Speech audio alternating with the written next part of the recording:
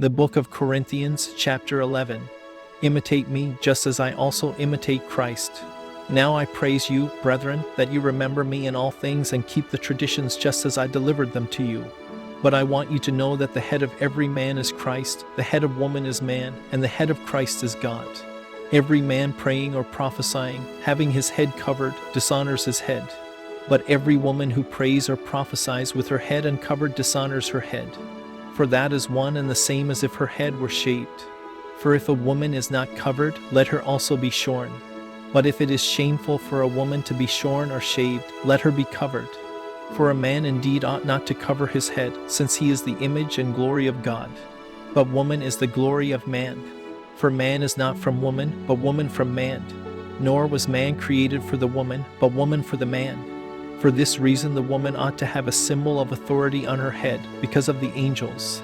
Nevertheless, neither is man independent of woman, nor woman independent of man, in the Lord. For as woman came from man, even so man also comes through woman, but all things are from God. Judge among yourselves. Is it proper for a woman to pray to God with her head uncovered? Does not even nature itself teach you that if a man has long hair, it is a dishonor to him? But if a woman has long hair, it is a glory to her. For her hair is given to her for a covering. But if anyone seems to be contentious, we have no such custom, nor do the churches of God.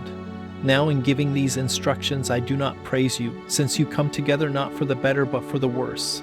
For first of all, when you come together as a church, I hear that there are divisions among you, and in part I believe it. For there must also be factions among you, that those who are approved may be recognized among you. Therefore when you come together in one place, it is not to eat the Lord's Supper. For in eating, each one takes his own supper ahead of others. And one is hungry and another is drunk. What? Do you not have houses to eat and drink in? Or do you despise the church of God and shame those who have nothing?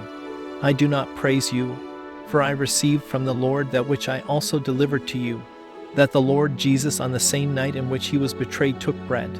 And when he had given thanks, he broke it and said, Take, eat. This is my body which is broken for you. Do this in remembrance of me. In the same manner he also took the cup after supper, saying, This cup is the new covenant in my blood. This do, as often as you drink it, in remembrance of me. For as often as you eat this bread and drink this cup, you proclaim the Lord's death till he comes. Therefore whoever eats this bread or drinks this cup of the Lord in an unworthy manner will be guilty of the body and blood of the Lord. But let a man examine himself, and so let him eat of the bread and drink of the cup. For this reason many are weak and sick among you, and many sleep. For if we would judge ourselves, we would not be judged. But when we are judged, we are chastened by the Lord, that we may not be condemned with the world. And the rest I will set in order when I come.